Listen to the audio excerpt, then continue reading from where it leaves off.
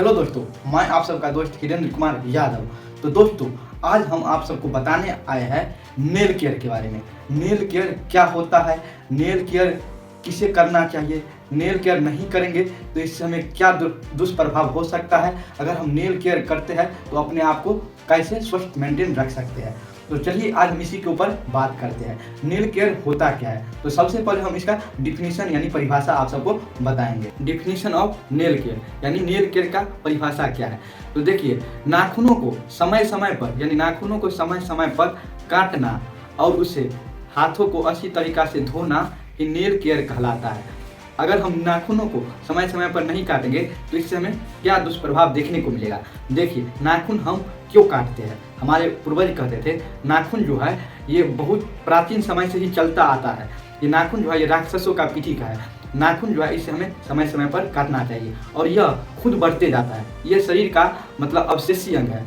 मतलब हमें पता है ना, शरीर में 5 अवशेषीय अंग है, उसमें से एक ये भी आता है। इसलिए हमें नाखूनों को समय समय पर काटना चाहिए। तो ये तो हम बता दिए आपको नाखून का परिभाषा। नाखून का परिभाषा क्या है, नाखूनों की देखभाल में समय समय पर इसे काटना और इसे धोकर ही स्वच्छ बनाए रख सकते हैं।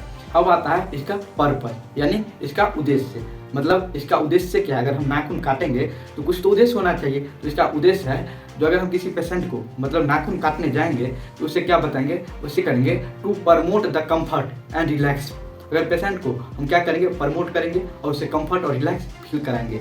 और क्या करेंगे, टू प्रिवेंट द इन्फेक्शन, मतलब इसे हम इन्फेक्शन से बचाएंगे।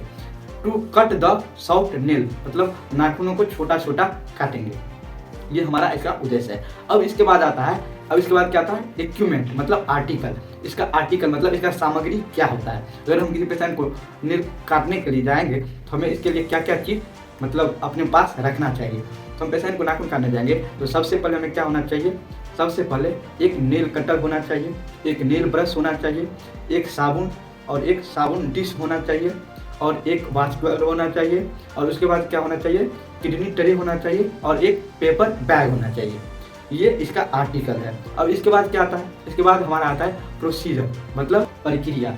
नेल केयर का प्रक्रिया क्या है, किस तरीका से हम नेल काटिंग करेंगे यानी नेल को काटेंगे और उसका देखभाल करेंगे।